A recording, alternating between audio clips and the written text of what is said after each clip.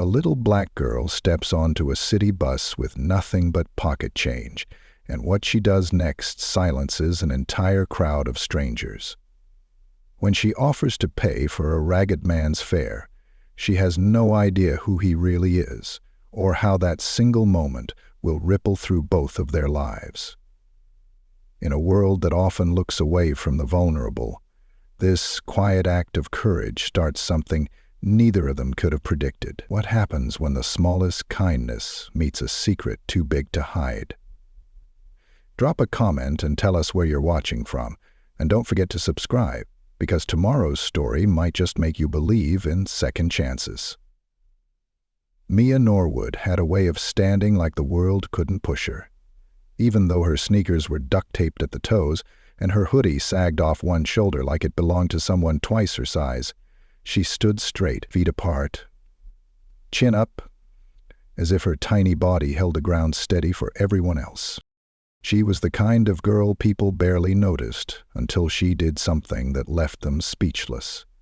And tonight, standing in the back of the 46 Crosstown, her fingers wrapped around the fraying strap of her red backpack, Mia was about to do just that.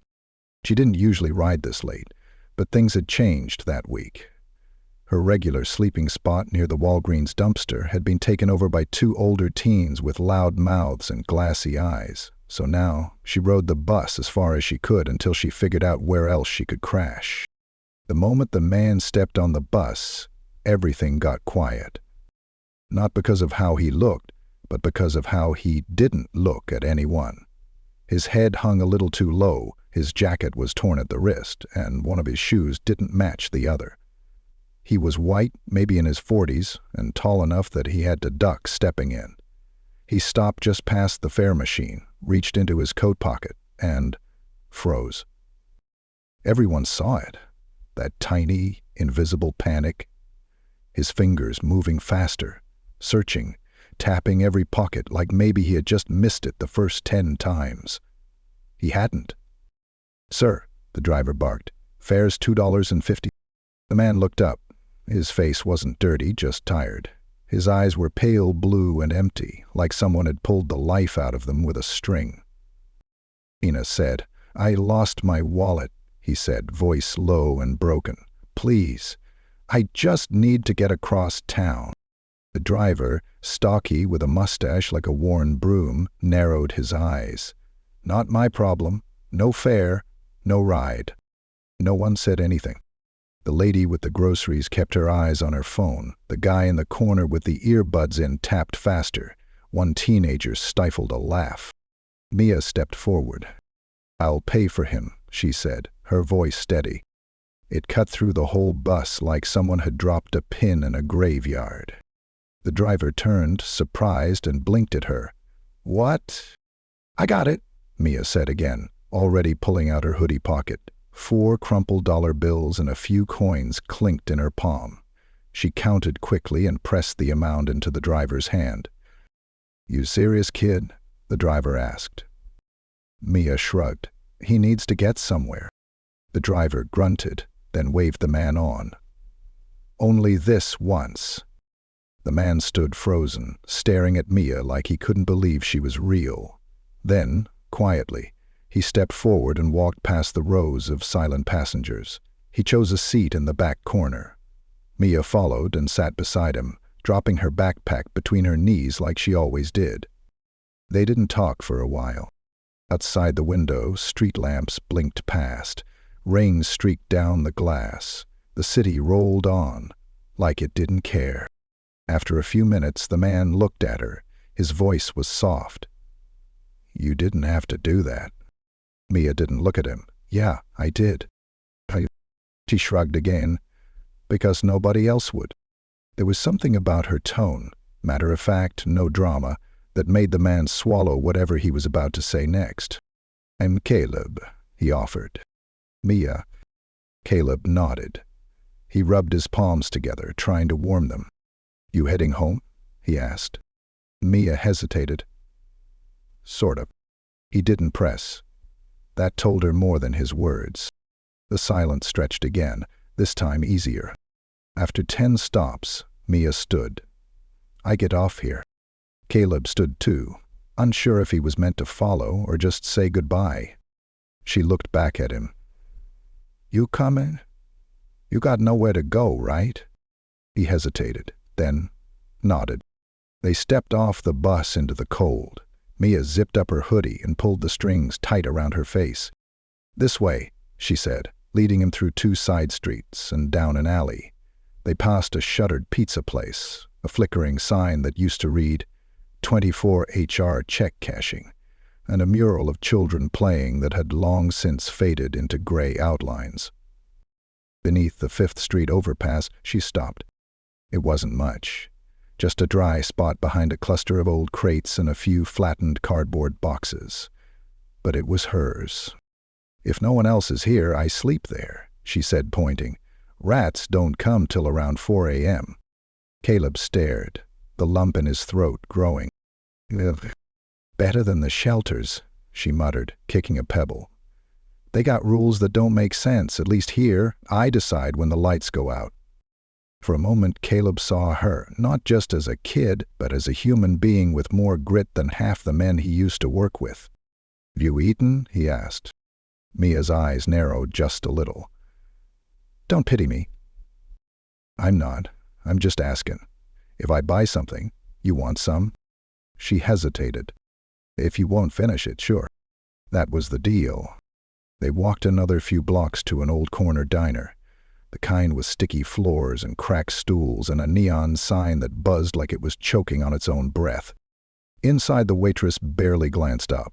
Then she did, and stared at Mia, then at Caleb, then back at Mia. Her lips tightened. She pointed to a booth in the back without saying a word. They sat. Caleb ordered eggs, toast, and 2 cartons of milk. "You like your eggs runny or firm?" he asked. "Never had them runny before," Mia said. "Sounds kinda soft." When the food came, Mia ate slowly, carefully. She didn't gobble. She didn't waste. Every bite had a purpose. When she finished the toast, she folded the last piece into a napkin and tucked it into her bag. Caleb didn't say anything about it. He just watched. When they got up to leave, Mia looked at him and smiled, a small, crooked smile. "Thanks, Mr. Caleb." He smiled back. "You're welcome. If you got nowhere again tomorrow," she said, "you can sit with me. Just don't mind the rats." And with that, she turned and walked back into the night like she'd never been scared of the dark. Caleb stood outside the diner for a long time. He looked at the crumpled receipt in his hand like it was a treasure. Something had shifted. Something small, but powerful. And for the first time in a long while, he didn't feel lost. He felt seen. Mia Norwood didn't remember what it felt like to be a kid. Not really. She remembered sounds, like her mother's humming when she braided her hair, or the clink of metal trays when they stayed at shelters, but those were fragments, and they faded a little more each night she fell asleep to the rush of traffic overhead and the chill creeping through her hoodie. She didn't complain. Complaining was a luxury, like bubble baths or lunch money. What Mia had was a small backpack, a dull pencil, a sketchbook with bent corners, and a stubborn kind of pride that refused to let her beg. Every morning she woke up early, not because she wanted to, but because the bridge above her started groaning as the traffic picked up. She had to leave before the city's eyes found her, before a cop wandered too close or someone shouted at her to get lost. So she folded her blanket, a faded fleece one with cartoon dinosaurs, and rolled up the cardboard she'd flattened as flooring. She stuffed everything in her backpack except the sketchbook that stayed in her hoodie close to her chest. School had been a sometime thing. She used to go regularly when things were stable, when her mum was around. But that was before everything spiraled, before the county took her mum away and placed Mia with a family who smelled like bleach and rules. She ran from that place a year ago, maybe longer. Time stretched weird when no one was keeping track of your birthdays. She still walked near schools, sometimes sitting on the benches out front to listen. Teachers talking, kids complaining about homework. It gave her something to hold on to, like she still belonged to a world where people raised their hands and sharpened pencils and waited in lunch lines. Most days she found safe spots around the city. Library bathrooms were the best for washing up, if you hit them early enough. She'd press a piece of gum to the latch so it wouldn't lock her out again. She knew which McDonald's didn't kick you out for sitting too long, and which bodegas had the nicest owners who might give you a banana if you made eye contact and said thank you. She was careful. Careful not to look too dirty, not to look too clean. Careful not to draw too much attention or show how fast her heart beat when someone stared too long. There was a laundromat on Grove and Ninth where she'd spend evenings if she had enough quarters. The hum of machines was comforting. The scent of warm fabric softener and the soft clatter of zippers tumbling in dryers reminded her of a home she couldn't go back to. She'd sit at the edge of a bench, sketchbook on her lap, drawing anything that helped pass the time. Dogs on leashes, pigeons fighting over fries, a girl with bright green headphones who didn't see anyone else. Once, a man had come too close while she was drawing near the park restrooms. His eyes were slick and mean, and he spoke with a syrupy voice that made her stomach twist. Mia ran, fast. She knew where to hide, behind the locked gate near the old train depot where the ground dipped and shadows swallowed you whole. She slept there that night, curled so small her knees touched her chin. She didn't cry, not because she wasn't scared, but because she knew crying wouldn't make her faster, wouldn't make her safer, and wouldn't keep her sketchbook from getting wet. Some nights she dreamed of a house, not a big one, just a room with clean walls and a real bed, a small lamp that clicked when you turned it off, a kitchen with cereal boxes lined up on the counter. Her mom would be in the next room, playing old jazz and singing off-key. Mia would be sketching at the table, the smell of cinnamon in the air. She never stayed in that dream long. Reality pulled harder. The cold, the noise, the endless alertness. It taught her how to move through the city like she belonged to it, how to blend, how to shrink, how to survive. Her kindness, like what she did for Caleb, wasn't something she planned. It was just who she was, despite everything. She'd seen enough to know that being poor didn't make you less human, that sometimes people just needed one moment of dignity to remember they mattered. She had needed that herself. More than once. The only time she let herself feel anything real was when she drew. The pencil danced when she let her guard down. She'd draw strangers on benches, kids chasing soccer balls, a woman laughing on a phone, or a man sleeping upright in the subway with a newspaper spread over his knees. Once, she drew her mom's face from memory. She had to stop halfway through because her hands wouldn't stop shaking. On the night she met Caleb, Mia hadn't planned to be on that bus. But her usual spot had been taken, and the smell of spray paint and sweat made her stomach churn.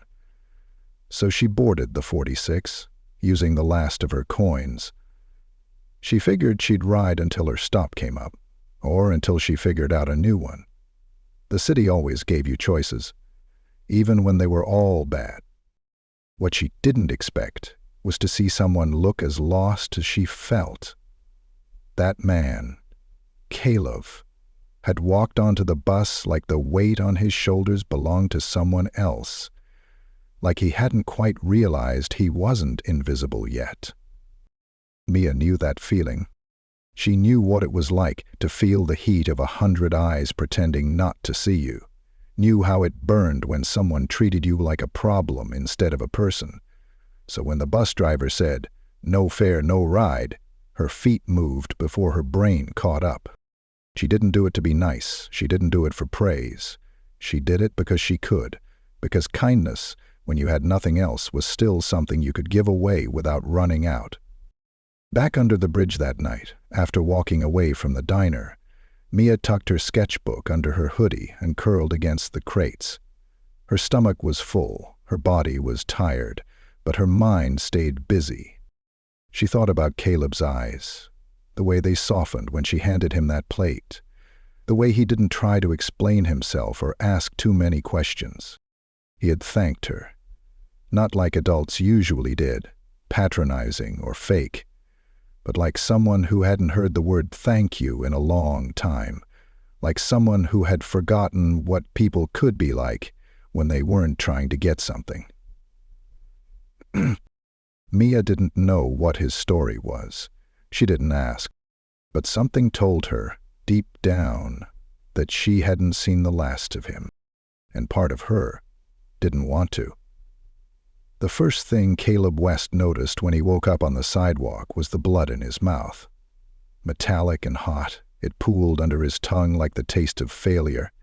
He blinked slowly, rain dripping off the brim of a bent street sign above him, each drop landing with a sharp slap against the pavement. His suit jacket, once pressed and perfectly tailored, was now ripped along the shoulder. Someone had taken his phone, his wallet, even the silver cufflinks his daughter had given him the year she turned 16. His ribs ached. So did his pride. Caleb sat up slowly, the back of his head throbbing. He leaned against the wall of a corner store that had long since closed for the night, its window scrawled with graffiti and no loitering signs curling at the edges. He wiped his lip with the back of his hand and glanced around. No one was coming to help. No one had seen anything, or if they had, they'd kept walking. That was the rule in this part of town. Mind your business or become someone else's. The night before, Caleb had stood in a conference room with floor-to-ceiling windows overlooking the skyline. He'd just secured a 7-figure investment deal and was preparing to launch a sustainability venture aimed at cleaning up industrial zones across the state. People shook his hand, clapped his back, and asked where he bought his shoes. Everyone wanted something from him, except his ex-wife and his daughter, who hadn't returned his calls in weeks. After the meeting, he decided to walk, clear his head. No security detail, no car service. Just him and the city, like he used to do when he first started out in real estate, with nothing but ambition and a notebook. It was supposed to be poetic, full circle. He hadn't made it 3 blocks before it all unraveled.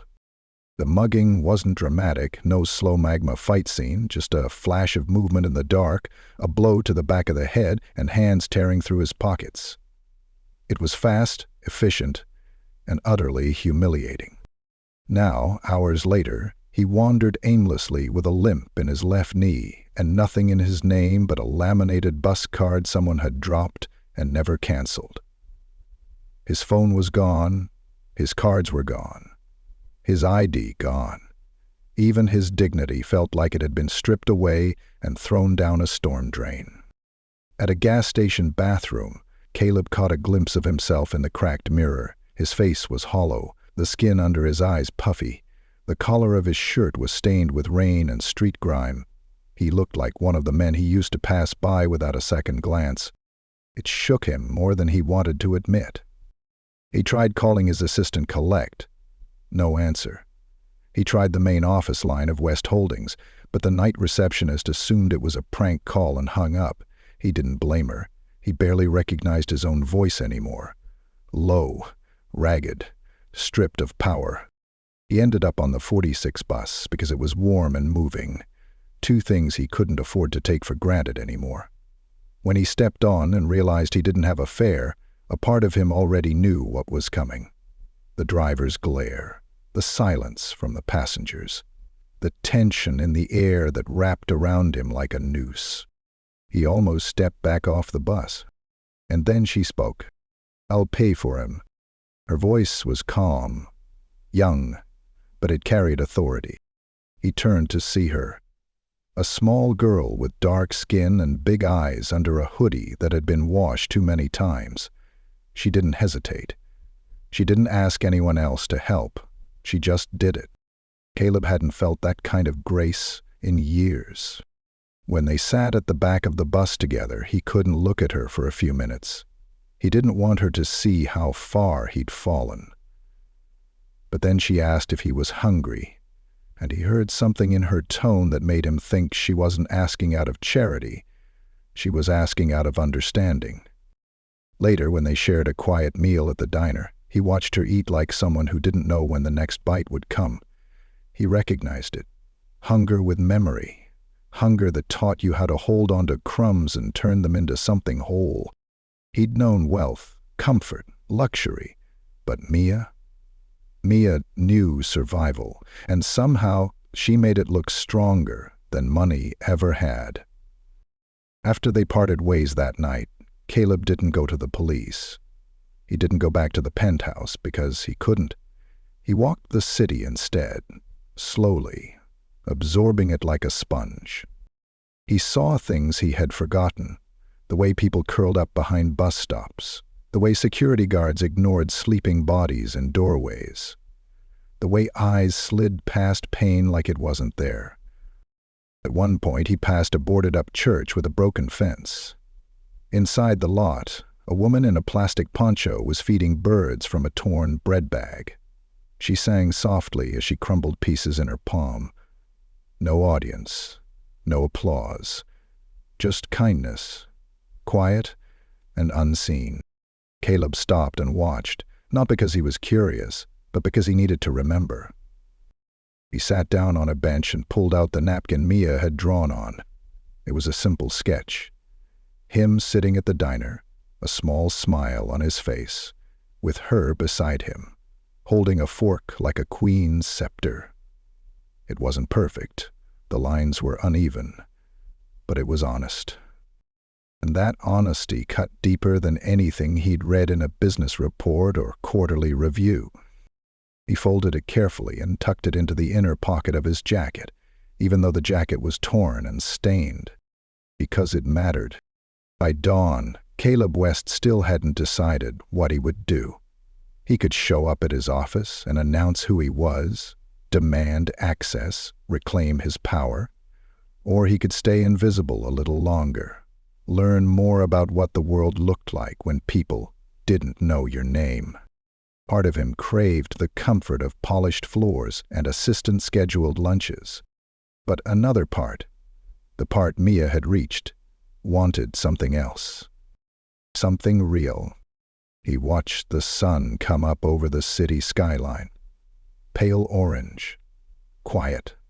No one around to see it except a pigeon on a wire and a woman sleeping under a tarp across the street. For the first time in years, Caleb didn't feel like a man chasing more. He felt like a man starting over. The bus rocked gently as it pulled away from the stop, its old shocks groaning beneath the weight of too many passengers and too little attention. The air inside smelled like damp coats, engine grease, and the sour tang of wet city shoes. Mia sat beside Caleb near the back, her legs tucked up on the cracked vinyl seat, the tips of her frayed sneakers just brushing the edge. Her backpack sat in her lap, zipped tight, the straps coiled like a shield against the world. Caleb didn't speak at first. He wasn't sure if he should. His jaw still ached from the mugging, and the tension in his shoulders hadn't let up, even after a hot meal and the quiet hum of the diner. But there was something about sitting beside Mia, this tiny, stubborn girl who spoke like she'd lived 1,000 lives, that made him feel oddly safe. Outside, the city blurred by in streaks of neon and headlights. Rain lashed at the windows, washing the world into colorless shapes. On the sidewalks, people hurried with their heads down, umbrellas bowed under the wind. Inside the bus, the silence wrapped around them like a second storm, broken only by the occasional hiss of brakes and the soft buzz of conversation drifting from the front rows. "You always ride this bus?" Caleb asked, his voice low. "Depends," Mia said without looking at him. "Sometimes I walk, but when my feet start to hurt or the rain's too heavy, I ride till I figure something out." Caleb nodded. It was a strange thing to realize. He didn't know what it meant to figure something out without a team of assistants or a smartphone or money. She was navigating her world blindfolded, and somehow still sharper than most people he knew. "How old are you?" he asked, regretting the question even as he said it. 10, she replied, then added, "Almost 11?" He studied her face, the way she looked out the window with her chin tilted slightly up. She didn't flinch when the bus hit a bump. She didn't shift nervously when a man in the row behind them let out a hacking cough. She didn't do what most kids her age did, fidget or ask questions or demand attention. Mia sat like someone who had already learned how to disappear in plain sight. "You in school?" She shrugged. "Sometimes. I used to go all the time. Now I go when I can." Caleb swallowed hard. He didn't press. The last thing she needed was another adult prying into her life like she owed him something. The bus slowed and a woman with 2 kids climbed aboard, their jackets soaked and their faces red from the cold. The younger one pointed at Mia's backpack. "Mommy, she has a Spider-Man pin." Mia glanced down at the little enamel pin clipped to her zipper, a chipped, smiling Spider-Man swinging mid-air. She gave the kid a quick nod and turned back to the window. The woman herded the children forward, oblivious. "I like that pin," Caleb said. Mia didn't smile, but her voice warmed a degree. "Got it from a vending machine at a laundromat. Cost me 75 cents and my last peanut butter crackers. Worth it, though. So we can be with ourselves, can't we?" They lapsed into silence again, the kind that didn't need fixing. Outside, the lights of fast food joints blinked in the mist, and the crosswalk signs flashed orange warnings to empty streets. Somewhere in the distance, sirens howled. Not urgent, just constant, like city background music. Caleb rested his hands on his knees. They were trembling slightly, a side effect of the adrenaline finally fading. He flexed his fingers, feeling the grime beneath his nails. He was used to fresh linen, conference calls, corner offices. He wasn't supposed to be here, on this grimy, rattling bus with sore ribs and no ID, sitting beside a homeless child who had just bought him a ride. Yet here he was, and some part of him, deep, unsettling, unfamiliar, felt like maybe this was exactly where he needed to be. "What about your parents?" he asked before he could stop himself.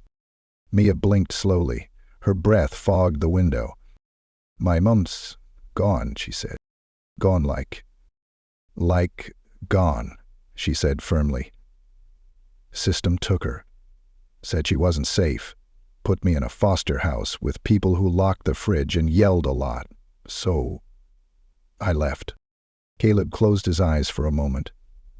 The weight of her words settled heavy on his chest. "You ever try to go back?" he asked gently. "No," she said, voice flat. "CPS don't really come looking when you don't scream loud enough." She turned her head and looked at him for the first time since they sat down. Her eyes weren't teary or bitter. They were just old. Not in age, but in knowing. "Don't feel sorry for me," she added. "I don't," Caleb said truthfully. "I feel sorry for the world that let you get this strong this early." That made her pause. Her lips pressed together in a tight line, not quite a smile, but something softer than before. The bus rolled on, tires hissing against the wet streets. Mia tapped her fingers lightly on her backpack, a rhythm only she knew. Caleb watched her for a long moment before turning his gaze out the opposite window. He saw his reflection there, blurred, ghost-like, half gone.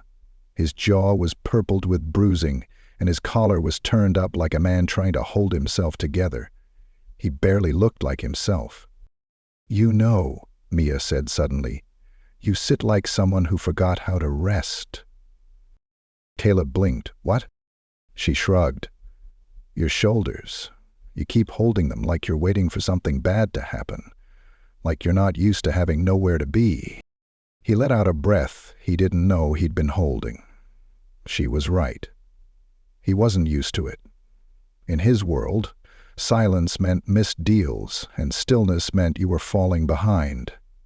But now there was no deal to chase, no phone to answer, no emails to drown in, just rain, a city that didn't care, and a girl beside him who saw more than most adults ever did. "I used to be someone important," he said, after a long pause. Mia raised an eyebrow. Used to be? I don't know who I am right now. She nodded slowly. Maybe that's okay. Caleb turned toward her, surprised. Sometimes, Mia said, you gotta be nobody before you can be anybody again. The bus made another stop. A few more passengers shuffled off. An older man limped past, muttering to himself. The bus doors hissed shut again, and they rumbled forward. Caleb leaned back, his head hitting the seat rest. He didn't know where they were going, neither did Mia, probably. But somehow in that moment, with rain streaking the windows and streetlights flashing past like stars, he felt less lost than he had in years. The bus came to a shuddering stop in front of a crosswalk where no one stood waiting. The street was slick with rain, glistening under the amber streetlights. A traffic signal blinked red on an empty intersection, its cycle continuing like it always did, whether people were watching or not. Mia stood up, pulling her hood tighter around her braids. Her backpack slid off the seat and into her arms like it was part of her body, something she never let go of. She gave a small nod toward the doors. This is me. Caleb blinked, startled by how fast the ride had passed. You sure? Yeah. She didn't say anything else until they stepped off the bus and onto the cracked sidewalk. The doors closed behind them with a hiss, and the bus rumbled off, spraying water from the gutter as it vanished into the dark. For a second, they just stood there, the rain misting around them, not heavy but steady enough to sink through clothes and skin. Caleb shoved his hands into his jacket pockets, glancing around. The neighborhood didn't look like much. A shuttered tire shop, its windows dark and tagged with old graffiti. A liquor store with iron bars over the door. A chain-link fence wrapped in plastic bags that flapped in the wind like forgotten flags. Across the street, a bent sign pointed toward an old underpass. You live around here? He asked. Mia was already walking, her feet splashing through shallow puddles without hesitation. Not really. I live under here. He followed her as she crossed the street, her shoes barely making a sound against the wet pavement. She ducked past a rusted metal pole and into the shadows beneath the 5th Street Bridge. There was no light under the bridge, just the spillover glow from the street lamps, which cast warped yellow shapes on the concrete like ghosts that couldn't decide where to land. The roar of cars overhead thundered through the concrete above them, a constant hum that rattled the rib cage if you stood still too long. Mia moved to the far side where the slope of the wall met the ground in a small hollow.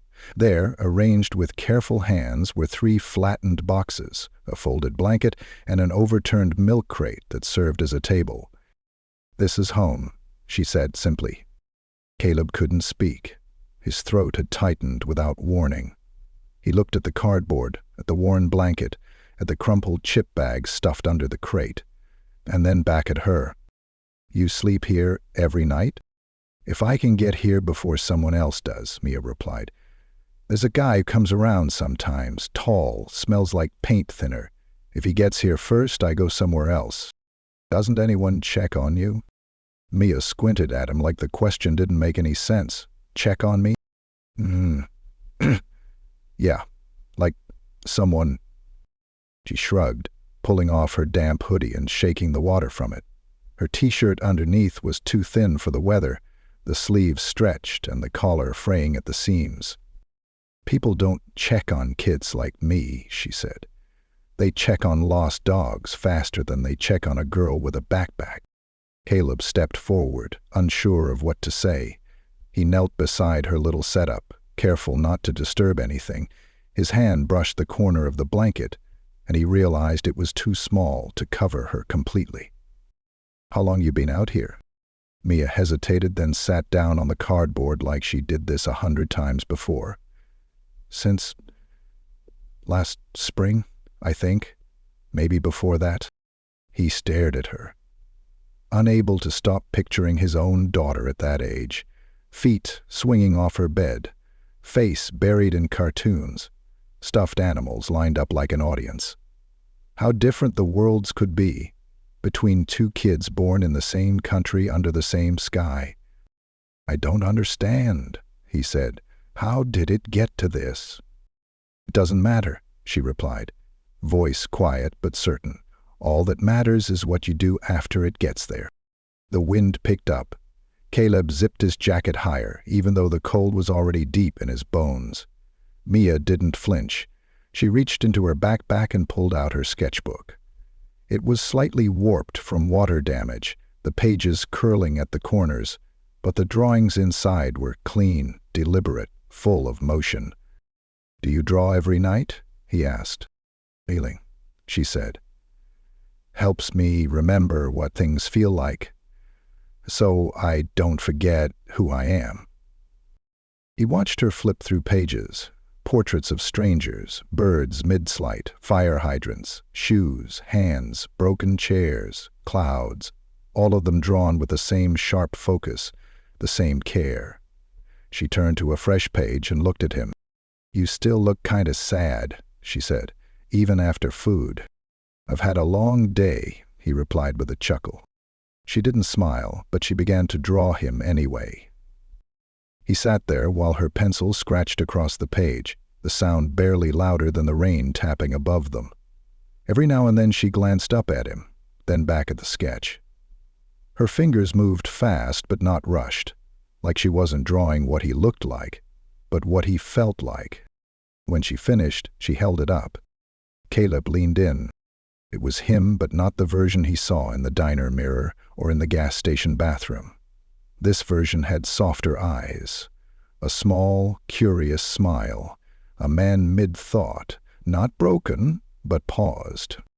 "I drew you looking hopeful," she said. "Hopeful, huh?" he whispered. "Just because something's beat up doesn't mean it's done," she replied. "Sometimes stuff still works even if it's cracked." He took the drawing, holding it like it was something rare. His fingers trembled slightly. "You ever think about going somewhere?" he asked, "like a shelter or somewhere warmer?" Mia shrugged again. "Tried it. Too many rules, too many strangers. Out here, I got space to think." He stared at her a long moment. She wasn't just surviving. She was choosing to survive on her own terms. That scared him more than anything. "What if someone wanted to help?" he asked carefully. Mia's eyes narrowed. "Most people say that before they disappear." "Help, I wouldn't." "You might," she said. "Not mean, but honest." "You don't know yet." Caleb looked up at the bridge above them, the beams stretching long and hard into the night. "I think I do." They sat there until the streetlights clicked over into their late-night dim setting and the passing cars slowed to a trickle. Mia yawned and pulled her blanket up to her chin, her knees curled under her like she was used to folding herself small. "You gonna be okay out here tonight?" he asked. "Yeah. Rats won't bother me if I don't move much." Caleb almost laughed. "Can I come back tomorrow?" he asked. Mia's eyes were already half shut. "If you do, bring toast." He smiled. "Deal." And with that she rolled onto her side and let the sounds of the city lull her to sleep. Under a bridge, under a sky that couldn't see her, next to a man who was finally beginning to. The sun hadn't fully risen when Caleb returned to the bridge the next morning. A chill still clung to the streets, the kind that crept up sleeves and slid behind collars. He had slept upright on a bench behind the old courthouse, waking every hour to shifting noises and his own nagging thoughts. The city was quieter then, before horns started blaring and boots hit the pavement. That early silence, the kind he used to pay to avoid, now felt like the only space he could think clearly in. In one hand, he carried a brown paper bag from a corner shop. It held toast wrapped in foil, a small container of scrambled eggs, and a banana. It wasn't much, but it was warm, and the woman behind the counter had given him 2 sets of plastic utensils without asking. She even threw in a smile, not the kind you give out of pity, but the kind you give when you recognize something in someone else you've carried yourself. He approached the underpass slowly, not wanting to startle Mia, but she was already sitting up, legs crossed, hair still braided from the day before. Her blanket was tucked under her arms like armor. "You came back," she said, voice flat but not surprised. "I said I would." She sniffed. "Did you bring toast?" He held up the bag and grinned. "Better than toast. Toast and eggs." She stretched, bones cracking lightly, and motioned for him to sit. He did. She pulled the bag into her lap, peeled back the foil, and took a long breath in. "Smells like someone actually cooked this with feelings," she said, reaching for a fork. They ate slowly, letting the warmth from the food press back against the morning air. No one spoke for a few minutes. Caleb wasn't sure what to say, and Mia didn't seem like the kind of person who needed every silence filled. She finished half the toast and slid the rest back into the foil. Without a word, she tucked it into her backpack. "Saving it?" he asked. "For later," she said. "You learn to plan ahead out here." Caleb nodded. "Smart." She leaned back against the concrete wall and looked at him sideways. "You always this quiet?" "Only when I'm around people who don't waste words." She raised an eyebrow but said nothing. Instead, she started flipping through her sketchbook again, her fingers tracing the corners of each drawing. Caleb watched her turn past portraits, street corners, shadows of people she'd seen but never spoken to. "You ever draw stuff that doesn't exist?" he asked. "Like what?" "Like dreams?" Maya paused on a page. "Sometimes. But mostly I draw what's real. People forget real things too easy. If I draw them, they don't disappear." Caleb understood that more than she knew. They sat there until the city began to stir. Cars hummed overhead. A dog barked somewhere down the block. The soft buzz of power lines came alive. Mia packed up her things, careful and practiced, like a soldier breaking down camp. When she was done, she pulled her hood over her head and said, "Want to walk?" Caleb stood, joints stiff. "Where to?" "Nowhere important. Just need to move." They walked side by side through a neighborhood Caleb had only ever driven past. Chain-like fences lined both sides of the street. There were more corner stores than grocery stores, more boarded-up buildings than open ones. Trash rolled along the gutters like tumbleweeds. They passed a mural, bright colors, painted faces of local heroes, fists raised toward the sky. Mia slowed. "Thought ones knew?" she said. "Who were they?" "People who helped," she answered. "People who stayed." They walked another block before Mia slowed again, this time in front of a faded red diner wedged between a liquor store and a pawn shop. The sign read, "Rosie's," in peeling white paint. "I like this place," she said. "Food's cheap. People mostly keep to themselves. You want to go in?" She shrugged. "If you're buying." They stepped inside, the bell over the door jingling once like it wasn't sure it wanted to be bothered. The floor was checkered, sticky in spots. The booths were cracked vinyl, and the air smelled like burnt coffee and fried oil. Familiar, in an oddly comforting way. A waitress behind the counter looked up, eyes sweeping over them. She was maybe in her late 30s, hair pulled tight, tired lines around her mouth. Her gaze lingered on Caleb first, then shifted to Mia. That's when her eyes narrowed. Mia kept walking, choosing a booth near the window. Caleb followed. They hadn't been seated more than 30 seconds when the waitress came over, pad in hand. "You two together?" she asked, pen poised but not moving. Yeah," Caleb replied. The waitress stared a moment longer. "What can I get you?" Mia didn't look up. "Do you still got the breakfast special? The one with the pancakes?" "We do."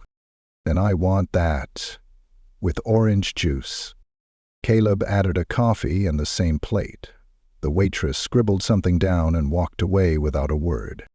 Mia finally looked up. "She thinks I'm trouble." Caleb hesitated. "She doesn't know you. Doesn't have to. People like her, they decide what you are before you open your mouth. He hated how right she was. The food arrived 10 minutes later, dropped off without a smile. The orange juice had too much pulp, the syrup bottle was sticky.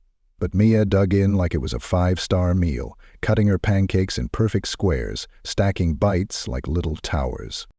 Caleb sipped his coffee, bitter and thin. He watched her eat, then looked around the diner. A man in a mechanic's uniform sat 2 booths over, scrolling his phone. An older couple in the corner shared a plate of eggs, not speaking. The walls were lined with yellowed photos. Kids in softball uniforms, local parades, newspaper clippings from years ago. Places like this, Caleb said, they feel like they've seen a lot. Mia said between bites. They watch everyone come and go, but they don't remember you unless you leave a mark. Like the mural. She nodded. Exactly. After the plates were cleared, the waitress returned with the check and dropped it on the table like it was something dirty. Caleb reached for it. "Hey," Mia said, quieter now. "Why do you help me?" He looked at her, the weight of the question settling between them. "I don't think it's helping," he said slowly. "I think it's repaying something. For reminding me what matters." She didn't say anything after that, just nodded, like she understood, even if she wasn't sure she believed it yet. As they left the diner, the waitress didn't say goodbye. Caleb opened the door for Mia, and she stepped back into the sunlight, her arms crossed but not tense. "You still sad?" she asked him, almost teasing. "Maybe a little less." Mia cracked the smallest smile. "Then I did my job." They walked down the sidewalk, side by side, 2 people who didn't belong together in any official way, but who, in that moment, were exactly what each other needed. Caleb didn't know where she would sleep that night. He didn't know where he'd go either. But he knew one thing for certain. He'd see her again. They sat on the curb outside a hardware store that hadn't opened yet, the metal grate still pulled down, padlocked at both ends. Morning had stretched into mid-afternoon, and the sun peeked out for the first time in days, making the wet sidewalk steam faintly beneath their feet. Mia picked at a loose thread on her backpack, twirling it around her finger until it snapped. Caleb had offered her a granola bar he found in his coat pocket, and she took it wordlessly, breaking it in half and handing one piece back to him without asking if he was hungry. He accepted it. It was the kind of quiet generosity he was still getting used to. Honest, without strings. "You don't talk much about yourself," she said, finally breaking the stillness. Caleb squinted at the road, where a traffic light blinked red, even though no cars passed. "I guess I've spent too much of my life talking." "Doesn't mean you said anything real," she replied, not accusing, just stating it like a fact. He let out a small laugh. "You're not wrong." Mia didn't push. That was something Caleb noticed early on. She didn't interrogate people the way adults did. No questions that sounded like traps, no overreaching.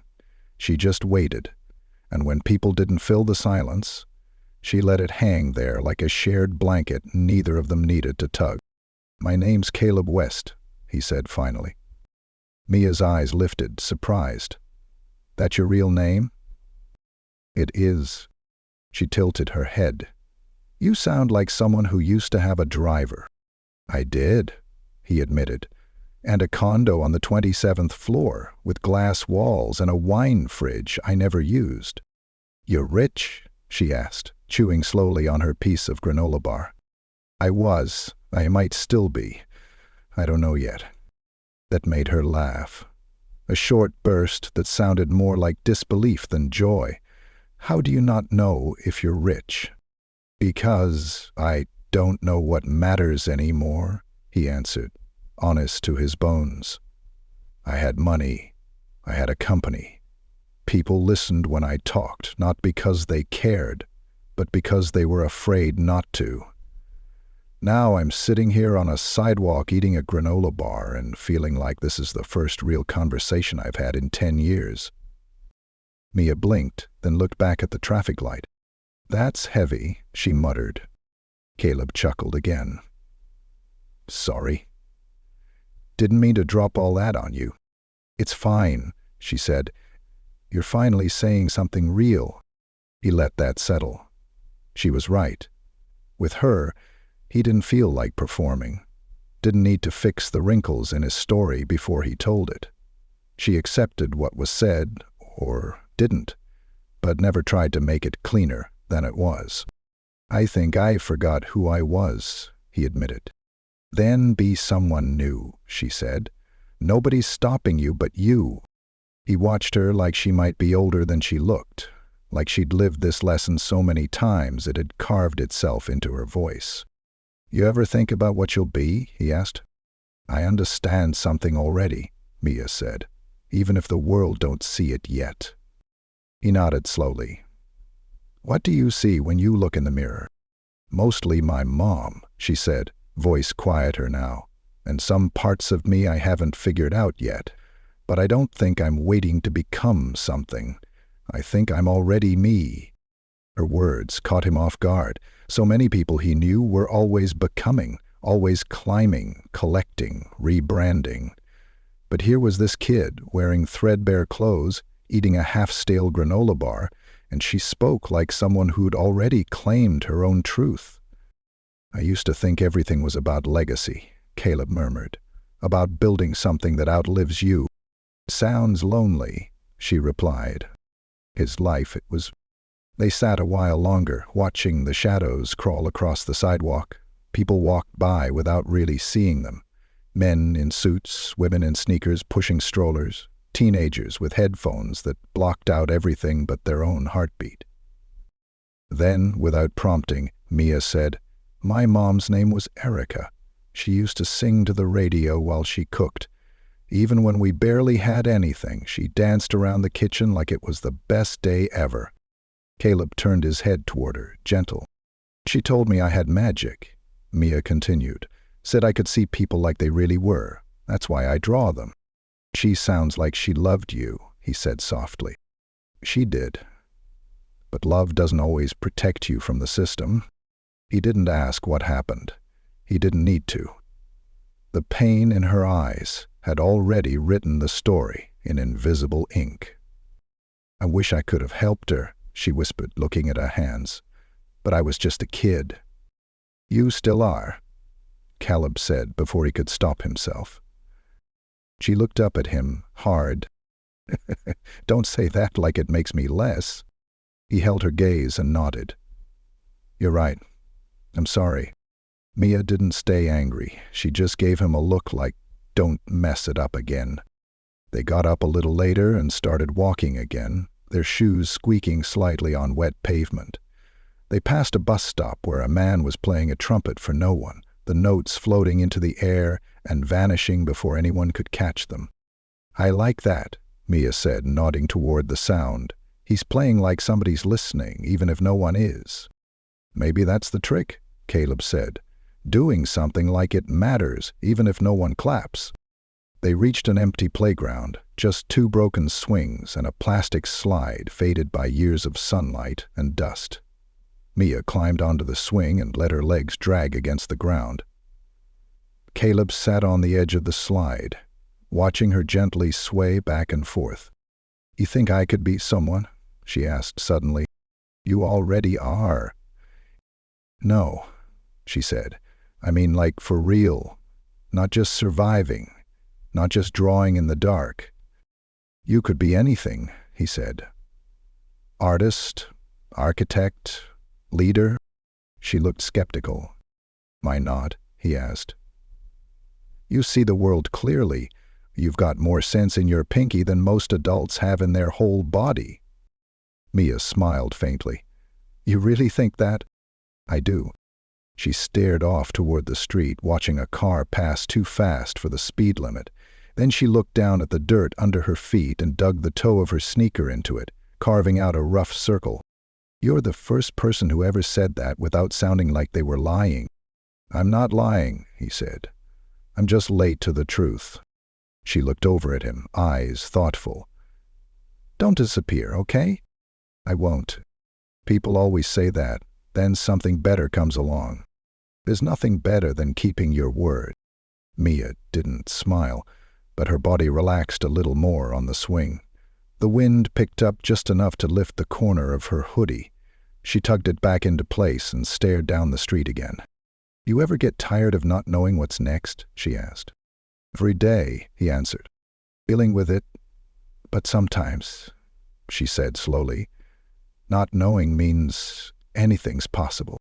Caleb looked at her, this girl with too much wisdom and not enough shelter, and realized she was right. Not knowing wasn't always fear. Sometimes it was freedom. And for the first time in longer than he could remember, Caleb West didn't feel the need to apologize for who he was. He just felt the need to keep showing up. The diner was louder today. Plates clattered in the kitchen. A radio played muffled 90s R&B through static, and a baby cried somewhere in a booth near the back. Caleb and Mia took their usual seat by the window. The same waitress was on shift, though she barely looked at them. Her eyes flicked toward Caleb, less judgmental than last time, but still guarded, and then quickly away again. Mia slid into her spot without a word, dropping her backpack at her feet and crossing her arms on the table, like it was a school desk. "Saved some change," she said. "We don't have to split one plate." Caleb pulled a crumpled tin from his pocket and placed it on the table. "It's covered." She narrowed her eyes. "You sure that's not your last 10? He leaned back. "I'll survive." Mia didn't argue. She nodded once and reached into her backpack, pulling out her sketchbook. Caleb recognized it instantly. The cover was worn and soft from handling, the spine wrapped in duct tape. She held it close to her chest for a moment before setting it gently on the table. "You always carry it with you?" he asked. "I've lost a lot of things," she said. "But not this. Not yet." The waitress came over, took their order with a tired nod, 2 pancake specials and 2 orange juices, and left without another word. Mia didn't seem to notice. Her fingers were already flipping through the pages. Caleb glanced down at her drawings again, quietly amazed. Even the casual sketches, faces seen for only seconds, corners of buildings, shoes on stairs, were full of life. Every line had purpose. Every shadow seemed to know where it came from. "You ever think about showing these to someone?" he asked. "I show them to you," she said, without looking up. "I mean someone who could—" "Who could what?" she interrupted. "Buy them? Frame them in a fancy gallery next to a sculpture made out of spoons? These drawings aren't for that. They're just for keeping track.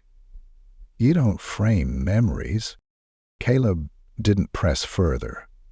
Not because she'd snapped, but because he understood. Some things weren't made to be sold. Some things existed just to prove you'd been there, that you'd seen the world, that it had seen you back. Mia stopped flipping and tapped one page twice with her finger. "This is you," she said. Caleb leaned in. The drawing was of a man sitting on a bench, head tilted slightly, hands relaxed between his knees. His face wasn't exact, but the expression was unmistakable. Thoughtful, weary, somewhere between stillness and regret. The background was detailed with faint hints of buildings and blurred street signs, drawn in with light strokes. A pigeon sat beside him on the bench, staring in the same direction. He was quiet, full of space and pause. "That's from 2 days ago," he said softly. "You looked different then," she replied. "Still scared?" He nodded. "I still am." Mia pulled the page free of the spiral binding and carefully folded it. She reached for a napkin from the dispenser and laid the drawing flat on top of it. Then she took a pen from her pocket and began to sketch right there on the paper napkin, fast, confident lines, her brow slightly furrowed. Caleb watched her work. The radio shifted songs. A bell over the kitchen rang. The waitress dropped off 2 plates and 2 glasses, sliding them across the table with minimal ceremony. Still, Mia didn't pause. Her pen danced across the napkin, her fingers steady even when the edge crinkled slightly. She wasn't making art. She was capturing something, like her hand had to get it out before it vanished from her memory. When she finished, she handed it to him. It was a portrait. Him again, but different. This version looked up, not down. His posture was stronger, his eyes clearer. It wasn't a perfect likeness, but something about it felt even more real than a mirror. He held it with care, trying not to smudge the lines. "That's how I see you now," she said simply. "Less weight on your shoulders, less noise in your head." He swallowed, then looked back at her. "Thank you." Mia just shrugged and picked up her fork. "Eat before it gets cold." They ate quietly for a while. Caleb chewed slower, the taste of syrup sticking to his tongue, mixing with the quiet gratitude swelling in his chest. He wasn't sure why this napkin drawing hit harder than the rest, but it did. Maybe because she hadn't asked for permission. She'd just seen something in him and pulled it into the world.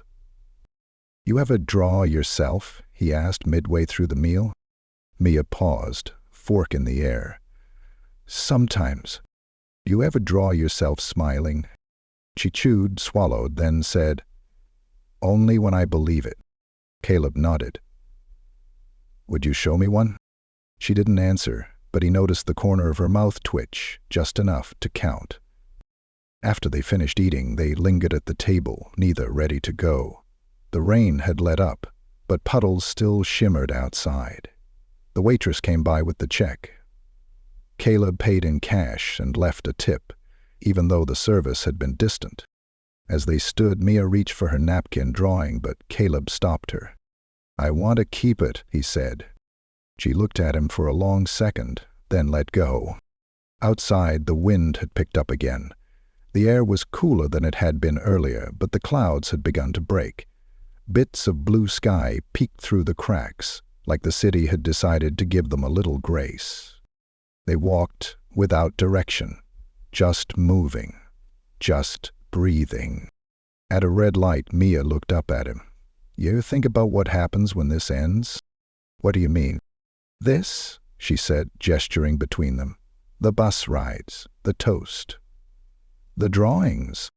Caleb thought for a moment. "I guess I hope it does." She didn't respond right away. When the light changed, they crossed together, the world resuming around them. "Things always end," she said, "but that doesn't mean they weren't real." He nodded, then reached into his pocket and pulled out the napkin. He smoothed it once, gently, and placed it back inside the fold of his jacket. "Then let's make it last as long as it can." Mia didn't smile, but her pace slowed, just enough for him to catch up without rushing. She didn't say anything else, and she didn't need to. That napkin, folded and inked with her truth, would live in his pocket for a long time. Maybe longer than anything else ever had. The city changed after sunset. Not in the way tourists notice, but in the way it breathed. Slower, deeper, more uncertain. Lights took on a different glow, some flickering behind drawn curtains, others buzzing faintly over alleyways. Doors locked earlier, voices grew sharper, and the air turned colder even when the weather didn't. Caleb stood on the sidewalk near where he and Mia had parted ways. It had been quiet. No hugs, no promises, just a shared look and a simple, "See you around." Mia had slipped between the buildings like smoke, gone before he could think to ask if she had somewhere warm. He stared after her long after she disappeared, unsure whether to follow, unsure if he even had the right. That night, Caleb didn't sleep, not because of the cold, though it settled deep in his bones, but because of the questions that wouldn't leave him alone. He wandered, from one block to another, past stores closing their shutters, past bus stops where people curled beneath thin jackets, past the same broken payphone he'd walked by 3 nights in a row. The city was full of broken things pretending to hold together. He wasn't sure if he belonged here now, or if he ever really had before. Caleb ducked into an alley behind an old laundromat to escape the wind. He sat with his back against a rusted dumpster and took out the napkin drawing Mia had made. He smoothed the creases gently. It hadn't torn, but the ink was smudged at the corners. Her version of him stared forward. Confident, unflinching, excited, confident, flinching. He didn't feel like that man right now. Mia was right. Things ended. But he wasn't ready for this to be one of them. When morning arrived, it did so without ceremony. The sky turned a soft gray instead of brightening, and a low fog settled over the streets. Caleb got up slowly, his joints stiff, his clothes still damp from sitting too close to the wall. He dusted himself off and started walking with purpose this time. He retraced every step. The diner, the playground, the bridge. No Mia. He checked the alley behind the pharmacy, the steps near the old church, even the crumbling rooftop where she once pointed out constellations she'd named herself. Not the real names, she'd said, just the ones that make more sense to me. But she was nowhere. At the corner store where he bought toast that first morning, he asked the woman behind the counter, "Have you seen a young girl, 10, maybe 11, braided hair, always carrying a sketchbook?" The woman looked up from counting change and gave him a tired shrug. "I see a lot of kids come through." "She draws," he added. "She draws everything." Now the woman paused. "Quiet one?" "She was here yesterday," she said finally. Didn't say much. Bought crackers and sat outside. Then she left. Caleb exhaled slowly. At least she was still nearby. He stepped outside and sat on the bench where Mia must have been. A pigeon cooed at his feet. The wind picked up, tossing a crumpled receipt across the sidewalk. He remembered what Mia had said. "You don't frame memories." But memories, he was learning, had a way of framing you. Without her near, the city felt different. Too big again, too fast. She had been a strange kind of compass. Quiet, unspoken. But her presence had made everything feel slightly more aligned. Now that she was gone, even temporarily, he couldn't ignore the weight in his chest. He needed to find her. Not just for her sake, but for his own. So he walked. Not with desperation, but with the kind of focus you get when there's no other option. He checked everywhere she'd once taken him, even places she'd only mentioned in passing, the rooftop with the painted X, the park with the empty fountain, the alley where the mural of the woman with wings had started to fade. At one corner, he spotted a boy on a scooter who looked around Mia's age. Caleb approached carefully, trying not to spook him. "Hey," he said gently, "you know a girl named Mia? Braids, carries a sketchbook?" The boy squinted. "You her dad?" "No," Caleb said, voice low. "Just her friend. She said she don't have friends." Caleb smiled sadly. "She says a lot of things." The boy nodded toward a closed rec center. "She was around there last week. Haven't seen her since. Sometimes she hides in the alley near the train tracks. Don't tell her I told you, though. She don't trust easy." "I know," Caleb said. "Thanks." He checked the alley by the tracks. Nothing, just empty crates and a pair of torn gloves lying near a pipe. He walked until the sun started to dip again, casting long shadows across the sidewalk. He was about to give up, about to admit maybe she didn't want to be found today, when he saw it. On a brick wall near the edge of an abandoned lot, someone had drawn in chalk a girl with her knees pulled to her chest, hair in braids, a backpack beside her. It was Mia's work. He knew it instantly. Beneath the figure, written in small, uneven letters, "I'm not lost, just not found yet." Caleb touched the chalk gently, letting the dust stain his fingers. She had been here. She'd left this, not for the world, but for someone who knew how to look. He sat on the curb in front of the drawing for a long time, just sat, thinking, watching the city move around him. No one stopped. No one asked why he was sitting there. And somehow, that was fine, because he wasn't waiting for rescue anymore. He was waiting for Mia, and he would keep showing up again and again until she decided to be found. That night he went back to the diner, sat in their usual booth, even though it felt strange to be there alone. He ordered toast. No eggs, no orange juice, just toast, cut into quarters. He pulled the napkin from his jacket pocket and placed it on the table like a placemat. The waitress glanced at it, then at him, but said nothing. When she returned with the toast, she set it down softly and said, "She yours?" He looked up. "No." "You sure?" she asked, her tone soft. "You look like someone who's missing something that belongs to him." He looked at the napkin drawing.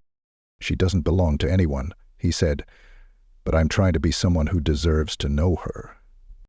The waitress nodded once, then walked away. The toast went cold.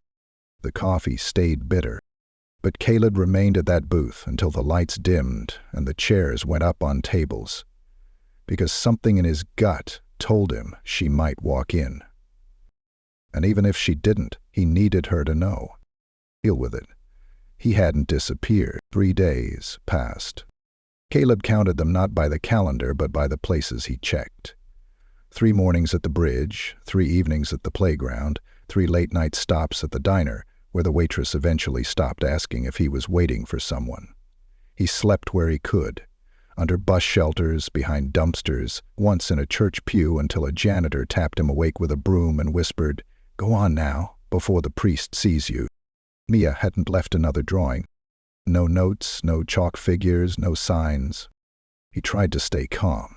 She was smart. She knew the streets better than he ever could, but that didn't ease the way his chest tightened every time he walked past a place they'd once shared. It was late afternoon on the 4th day when the phone call came. Not his phone. He didn't have one anymore. A public one. A payphone tucked behind the laundromat where he'd first taken cover during a rainstorm weeks ago. The phone rang, loud and sharp, slicing through the hum of dryers and the mechanical clink of quarters falling into machines. People ignored it, but Caleb turned. He walked to it slowly, unsure why his feet were moving. He picked up the receiver. Nothing, just silence. Then a click, then a voice. "You left something behind." He froze. "Mia?" A pause. "You left your drawing on the wall. Where are you?" "I'm not staying. I just wanted you to know. I saw you waiting every day." He leaned hard against the glass of the phone booth, the words rushing from him. "I thought something happened. I've been looking everywhere. Basically anybody you ask." You don't have to." "Yes, I do." Another pause, quieter this time. "I just needed space," she said. "I understand," he said. "But I didn't disappear." There was breathing on the other end. "Then, I didn't think you would." The line went dead. Caleb stayed there, gripping the receiver, the silence filling his ears. When he finally let go, he realized he was smiling.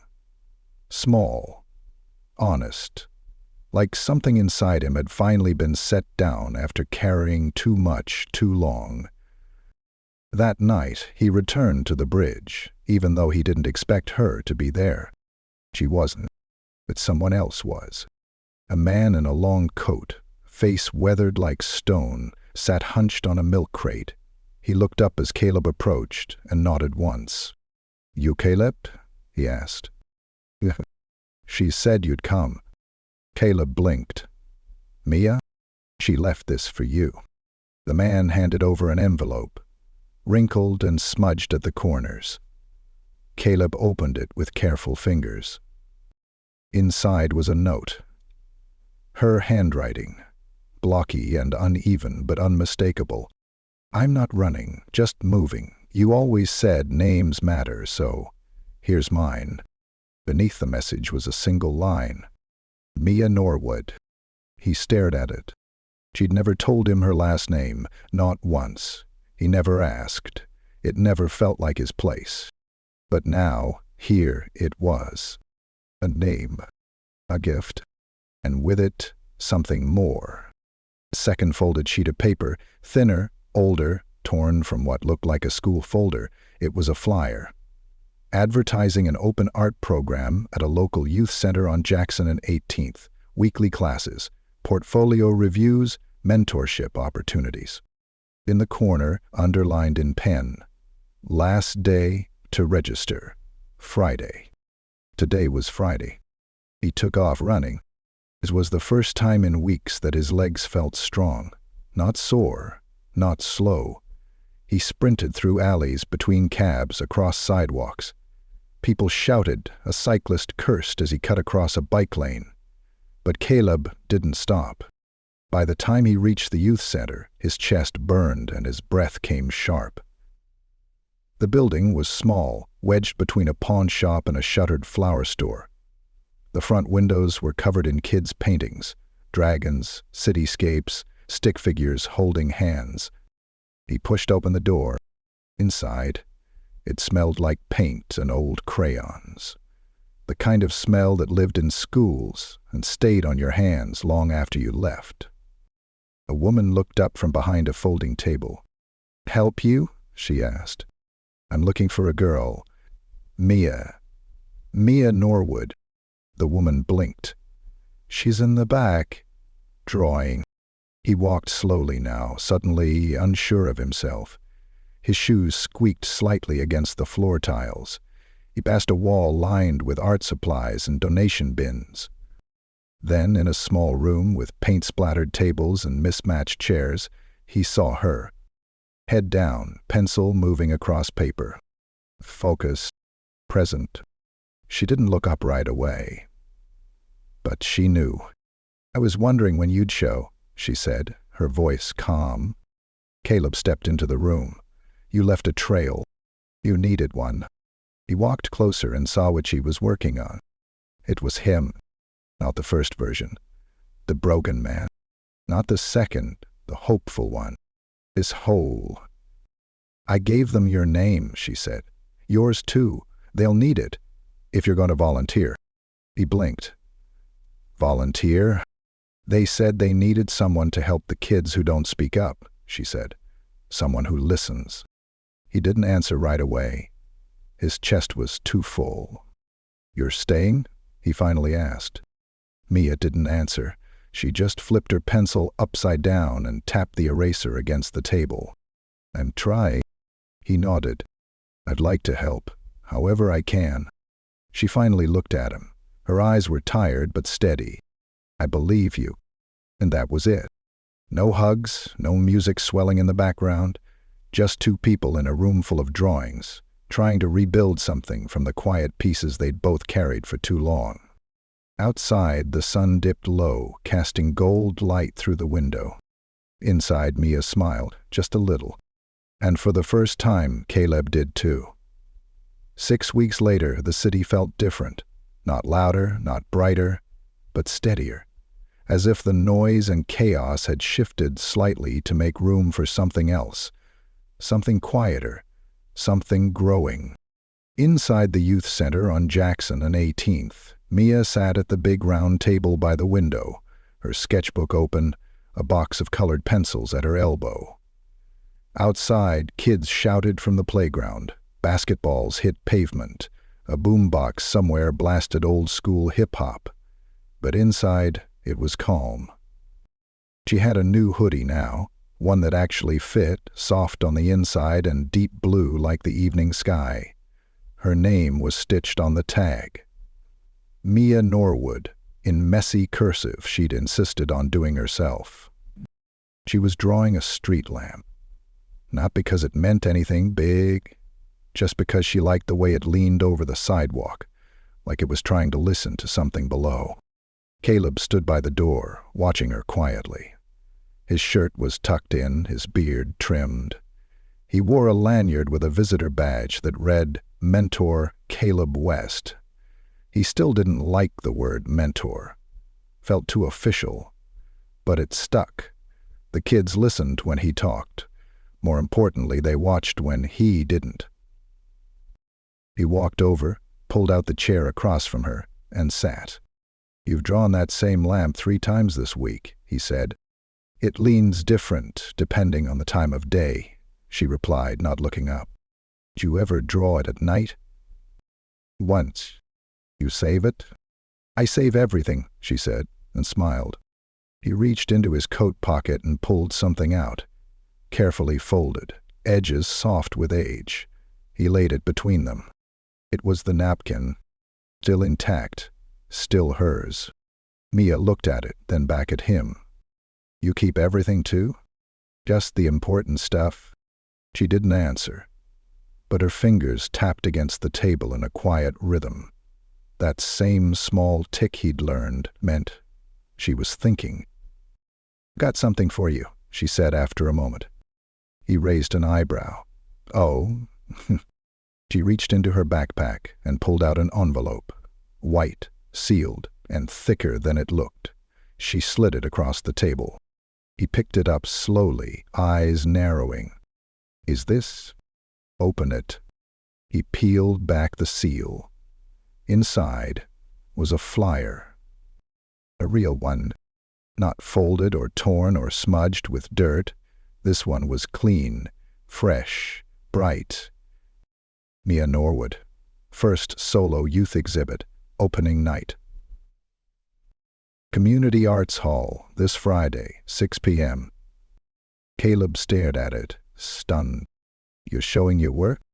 Mia nodded. "Miss Angela said I was ready.